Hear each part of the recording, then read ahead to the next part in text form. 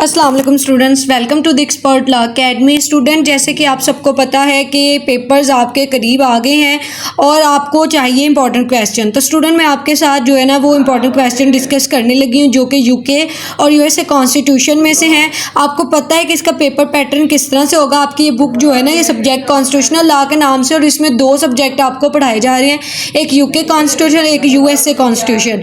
तो यहाँ पे मैं जो है एवरेज स्टूडेंट्स के लिए भी क्वेश्चन बताऊँगी और जो बहुत ओबीडियंट स्टूडेंट है, इंटेलिजेंट स्टूडेंट है, उनके लिहाज से भी क्वेश्चन आपके साथ शेयर करूंगी।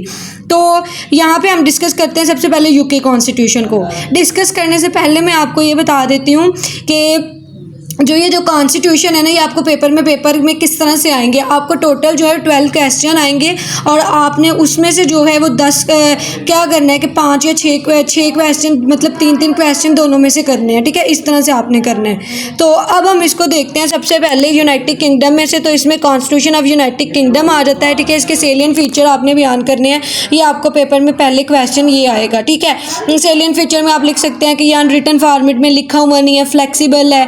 ठीक है, पार्लियामेंट इज सुप्रीम, इसमें पार्लियामेंट सुप्रीम है। Constitutional convention are important, rule of law जो इसमें फॉलो किया जाता है, एंड इंडिपेंडेंट जुडिशरी, अदलिया इसमें बिल्कुल आज़ाद है। ठीक है, आपने बेसिकली जो है ना इसके असूल, इसके मुताबिक देखने के आइन के अंदर पूछा क्या गया, क्या सवाल पूछा जा रहा है, उसके मुताबिक, उसके अकॉर्डिंग आपने इसको सारे को एलेबोरेट करना है।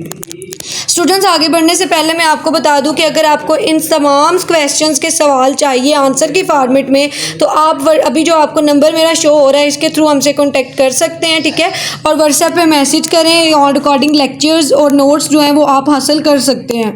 चलें जी, नेक्स्ट क्वेश्चन की तरफ मूव करते हैं, जो कि हमारा है discuss the legal and non legal sources of British constitution. कि ब्रिटिश कॉन्स्टिट्यूशन की जो लीगल और नॉन लीगल सोर्सेज हैं उनको आपने डिस्कस करना है ब्रीफ डिटेल में। ठीक है, वो पेपर में आपको इस लिहाज से भी पूछ सकता है। आप चाहें तो इनकी ना डेफिनेशन भी पहले लिख सकते हैं कि लीगल सोर्सेज क्या होती हैं, फिर आप फर्दर जो है वो इनको एलेबोरेट कर सकते हैं। ठीक है, फिर आप फर्दर क्या करें कि लिखें कि सोर्सेज में ये शामिल हो सकता है कि सुप्रीमेसी है जी, मतलब bill of right, Magna carta, parliament, common law, judicial decision, treaties and international agreement, ये जो है वो लीगल सोर्सेज में।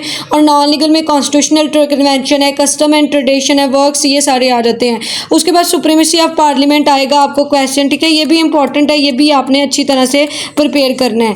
उसके बाद नेक्स्ट आपका क्वेश्चन आएगा कॉन्स्टिट्यूशनल कन्वेंशन के रिलेटेड। तो यूएसए कॉन्स्टिट्यूशन में जो कॉन्स्टिट्यूशनल कन्वेंशन है ना, इसको बहुत अहमियत दी गई है। ठीक है, आपने पहले कॉन्स्टिट्यूशनल कन्वेंशन को बयान करना है कि कॉन्स्टिट्यूशनल कन्वेंशन होती क्या है। ठीक है, इसको आप बयान कर सकते हैं कि अनरिटन रूल्स हैं, कस्टम्स हैं, ट्रेडिशन है जिसको फॉलो किया जाता है। फिर इसके मीनिंग, डेफिनेशन, एग्जाम्पल्स आप दें, ऑब्जेक्ट बयान करें। उसके बाद एविडाइसी की जो थ्योरी है रूल ऑफ लॉ के रिलेटेड के कानून की सुप्रीमेसी होनी चाहिए। ठीक है, इसके जो 3 प्रिंसिपल्स हैं वो आपने बयान करने हैं। फिर जी पावर ऑफ क्राउन जो है वो आपने बयान करना है, क्योंकि आपको पता है कि यूके में जो सिस्टम ऑफ गवर्नमेंट चल रहा है वो वहाँ पे जो सिस्टम है वो किंग और क्वीन का है। ठीक है, वहाँ के लोग किंग और क्वीन को मानते हैं। ठीक है, उनके मुताबिक चलते हैं, उन्हीं के जो है वो रिस्ट्रिक्शन, मतलब जो भी ड्यूटीज़ हैं उसी के मुताबिक परफॉर्म करते हैं। तो यहाँ पर आप उसको जो है वो एक्सप्लेन कर सकते हैं।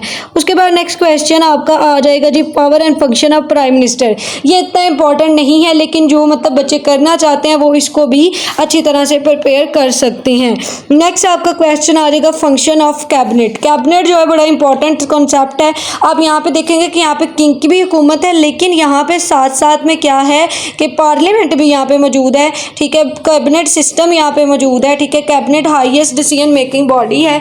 ठीक है, ये इंपॉर्टेंट रोल जो है वो इसी ने बनाता है और इसी को फॉलो किया जाता है। ठीक है, एग्जेक्टिव फंक्शन जिसने सारे इम्प्लीमेंट करवाने होते हैं। उसके बाद कंपोजिशन एंड पावर आपने देखनी है हाउस ऑफ कॉमन्स की। ठीक है, ये आपने यहाँ पे डिस्कस करना है कि इसकी जो पावर्स हैं, फंक्शंस हैं, उनको आपने एलेबोरेट करना है इन ब्रीफ डिटेल। उसके बाद composition and power and function आप बता सकते हैं हाउस ऑफ लॉर्ड्स के। ठीक है, ये भी दोनों जो है ना बहुत इंपॉर्टेंट है। उसके बाद आपको नेक्स्ट आएगा मिनिस्ट्रियल रिस्पॉन्सिबिलिटी पे आप नोट लिखें।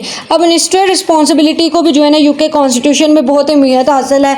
ठीक है, इसमें ये होता है कि हर मिनिस्टर अपने वर्क के लिए जो है ना वो खुद जिम्मेदार होगा और हर मिनिस्टर को कहा जाता है कि आपने एक्ट करना है अकॉर्डेंस टू लॉ। यानी कलेक्टिव रिस्पॉन्सिबिलिटी भी इनकी हो सकती है, इंडिविजुअल रिस्पॉन्सिबिलिटी भी हो सकती है, डेमोक्रेसी को बरकरार रखना, ये सब इनके काम आ जाते हैं। अब हम आ जाते हैं यूएसए कॉन्स्टिट्यूशन की तरफ। तो यूएसए कॉन्स्टिट्यूशन को अगर हम देखें तो यहाँ पे यूनाइटेड स्टेट एंड जो है इसके सेलियन फीचर आपने बताने हैं सबसे पहले, ठीक है। हर आइन के जो है ना सेलियन फीचर तो मस्ट होते हैं ना, मतलब ये आइन किस मकसद के लिए और इसके अंदर क्या क्या लिखा हुआ है।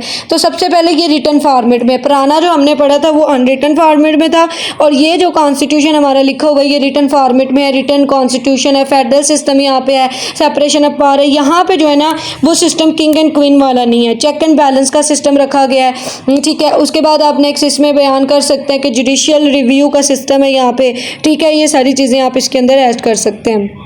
उसके बाद अगर हम नेक्स्ट क्वेश्चन पे चलें तो हिस्टोरिकल बैकग्राउंड आपने बताना है अमेरिकन कॉन्स्टिट्यूशन का। ये भी इंपॉर्टेंट क्वेश्चन है और ये आ चुका है पेपर के अंदर कि आपने हिस्ट्री जो है ना वो बतानी है कि कहाँ से जो है अमेरिका कॉन्स्टिट्यूशन स्टार्ट होता है। आज के दौर में तो आपको पता है कि ये एक सुपर पावर बन चुका है, तो आज के दौर में तो इसको एक ताकत की हैसियत हासिल है। लेकिन ओल्डेस्ट रिटन कॉन्स्टिट्यूशन अगर आप देखें तो ये भी इसी कॉन्स्टिट्यूशन की बेस पे बनते हैं, ठीक है। आपने ब्रिटिश रूल इन अमेरिका लिखना है, फिर वो ख़त्म होता है, फिर वार ऑफ डिक्लेरेशन आती है 1766 की 76 की, फिर 1781 में जो है आर्टिकल ऑफ कॉन्फेडरेशन ये बनाते हैं, फिर जो है उसके बाद फिलाडेल्फिया कन्वेंशन आती है, ठीक है। अडॉप्शन ऑफ कॉन्स्टिट्यूशन जो 1787 में किया जाता है, ठीक है। ये सारी चीज़ें आप इसमें डिटेल में लिख सकते हैं। उसके बाद आपने नेक्स्ट चले जाना है, इनको मैं हाईलाइट कर दूँगी साथ साथ क्वेश्चंस को। तो ये आपका स्टूडेंट मैंने डिस्कस कर दिया, जिसमें पहला क्वेश्चन मैंने आपको करवाया जिसमें आपने सेलियन फीचर्स उसके देख लिए, उसके बाद हिस्टोरिकल बैकग्राउंड देख लिया। अब सेपरेशन ऑफ पावर तीसरे नंबर पे क्वेश्चन आता है, जिसमें पावर जो होती है वो तीनों ऑर्गन के दरमियान में डिवाइड होती है, यानी लेजिस्लेटिव, एग्जीक्यूटिव, जुडिशरी, तीनों ऑर्गन अपने अपने फ़राइज़ को अलग-अलग तौर पे डिवाइड जो है वो सरंजाम देंगे। पावर तीनों ऑर्गन्स में इक्वली जो है वो डिस्ट्रीब्यूट होगी, ये चीज़ यहाँ पे लिखी गई है। उसके बाद नेक्स्ट यहाँ पे आ जाता है आपका ये system of government in United state, यानी वहाँ पे फेडरल फॉर्म ऑफ गवर्नमेंट है, उसको आपने एलेबोरेट करना है। फिर power and function of president का टर्न्योर, टाइम्स और ये सारी चीज़ें बतानी है। फिर इसी तरह से कांग्रेस की पावर है, हाउस ऑफ रिप्रेजेंटेटिव की पावर्स आपने बतानी है, ठीक है। ये सारी चीज़ें आप डिटेल में लिखेंगे यहाँ पे। ये इंपॉर्टेंट क्वेश्चन है, बिल ऑफ राइट सबसे ज़्यादा इंपॉर्टेंट